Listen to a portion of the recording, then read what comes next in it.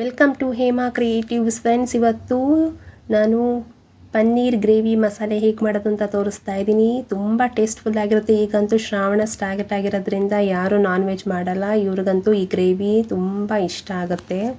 ಅದಕ್ಕೋಸ್ಕರ ಇದು ಹೇಗೆ ಮಾಡೋದು ಅಂತ ಸ್ಟಾರ್ಟ್ ಮಾಡ್ತೀನಿ ನೋಡಿ. ಒಂದು ಬಾಣಲಿಗೆ 2 ಸ್ಪೂನ್ ಆಯಿಲ್ ಹಾಕ್ತಾ ಇದ್ದೀನಿ. ಆಯಿಲ್ ಹಾಕಿ ಒಂದು ಈರುಳ್ಳಿ ಸಣ್ಣಕ್ಕೆ ಹೆಚ್ಚಿಟ್ಕೊಂಡಿದ್ದೇವೆ ನೋಡಿ, ಇದು ಹಾಕ್ತಾ ಇದ್ದೀನಿ.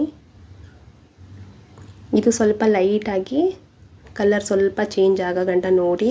ಒಂದು ಶುಂಠಿ ನೋಡಿ, 2 ಇಂಚು ಶುಂಠಿ, 2 ಇಂಚು ಶುಂಠಿ ಆ್ಯಡ್ ಮಾಡ್ತಾ ಇದ್ದೀನಿ. ಅದು ನಾನು ಎಲ್ಲೂ ಜಿಂಜರ್ ಗಾರ್ಲಿಕ್ ಪೇಸ್ಟು ಅಂತ ಏನು ತೊಗೊಂಡಿಲ್ಲ, ಯಾಕಂದರೆ ಫ್ರೆಶ್ ಮಸಾಲೆ ರುಬ್ಬಿದ್ರೆ ಟೇಸ್ಟ್ ವೈಸು ತುಂಬ ಡಿಫ್ರೆಂಟ್ ಬರುತ್ತೆ. ಅದಕ್ಕೋಸ್ಕರ ನೋಡಿ, ಒಂದು ಬೆಳ್ಳುಳ್ಳಿ ಉಂಡೆ ತೊಗೊಂಡಿದ್ದೆ.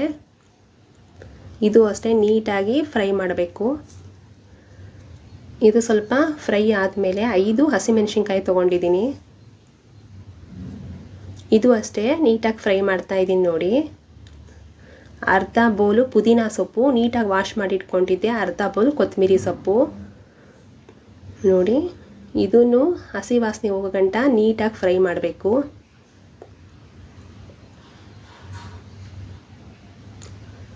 ನೋಡಿ, ಇಷ್ಟು ಫ್ರೈ ಆಗಬೇಕು. ಇಷ್ಟ ಆಗಿದೆ ನೋಡಿ ಫ್ರೆಂಡ್ಸ್, ಇಷ್ಟ ಆದರೆ ಸಾಕು. ಇದಾದಮೇಲೆ ಒಂದು ಪನ್ನೀರ್ ಕ್ಯೂಬ್ ತೊಗೊಂಡು ಕ್ಯೂಬ್ಸಾಗಿ ಕಟ್ ಮಾಡಿ ಇಟ್ಕೊಂಡೆ.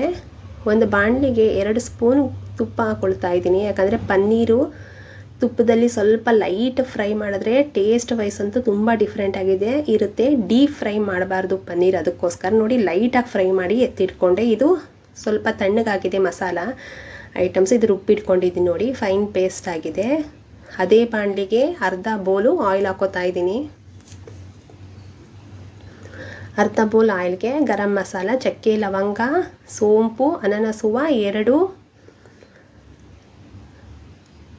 ಏಲಕ್ಕಿ ಹಾಕಿ ಇದಕ್ಕೆ ಮಸಾಲೆ ಹಾಕ್ತಾ ಇದ್ದೀನಿ ನೋಡಿ. ಲೈಟಾಗಿ ತಿರುಗಿಸ್ತಾ ಇದ್ದೀನಿ. ಇದು ಸಿಮ್ಮಲ್ಲಿ ಇಡಬೇಕು, ತುಂಬ ಹೈ ಸಿಮ್ ಇರಬಾರ್ದು. ಅದಕ್ಕೋಸ್ಕರ 1/4 ಸ್ಪೂನು ಅರಿಶಿಣದ ಪುಡಿ, ಗರಂ ಮಸಾಲ ಅರ್ಧ ಸ್ಪೂನು, ಖಾರದ ಪುಡಿ ಅರ್ಧ ಸ್ಪೂನು, ಇಷ್ಟು ಹಾಕಿ ರುಚಿಗೆ ತಕ್ಕಷ್ಟು ಉಪ್ಪು ಹಾಕಿದ್ರೆ ಫ್ಲೇಮ್ ಅಂತೂ ಸ್ವಲ್ಪ ಸ್ಲೋ ಆಗಿರಬೇಕು, ಯಾಕಂದರೆ ಆಯಿಲ್ ಬಿಟ್ಕೊಳ್ತಾ ಇರುತ್ತೆ. ಫಾಸ್ಟಾಗಿ ಮಾಡಿದ್ರೆ ಅಷ್ಟು ಟೇಸ್ಟ್ ಇರಲ್ಲ. ಅದಕ್ಕೋಸ್ಕರ ನೋಡಿ, ಆಯಿಲ್ ಆಲ್ಮೋಸ್ಟ್ ಬಿಡ್ತಿರ್ಬೇಕಾದ್ರೆ ಫ್ರೆಶ್ ಕ್ರೀಮ್ ಇದ್ದರೆ ಫ್ರೆಶ್ ಕ್ರೀಮ್ ಹಾಕಿ, ಇಲ್ಲ ಅಂತಂದರೆ ಅರ್ಧ ಬೌಲ್ ಮೊಸರು ಯೂಸ್ ಮಾಡಿ, ಯಾಕಂದರೆ ಎಲ್ಲರ ಹತ್ರ ಫ್ರೆಶ್ ಕ್ರೀಮ್ಸ್ ಏನೂ ಇರಲ್ಲ.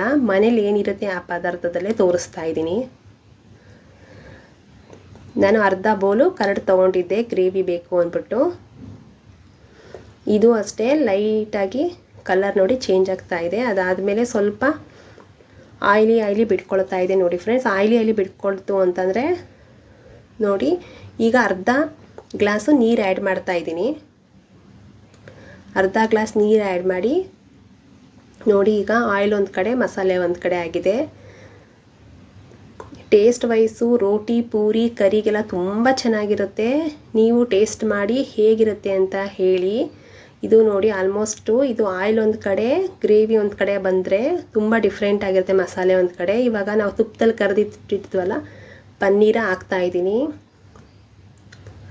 ತುಂಬ ಟೇಸ್ಟ್ ಅಂತೂ ತುಂಬ ಡಿಫ್ರೆಂಟಾಗಿರುತ್ತೆ. ಇದರಲ್ಲಿ 1/4 ಸ್ಪೂನು ಪೆಪ್ಪರ್ ಆ್ಯಡ್ ಮಾಡಬೇಕು. ಇದರಲ್ಲಿ ನಾನು ತೋರಿಸಿಲ್ಲ, ಆ್ಯಡ್ ಮಾಡಿ.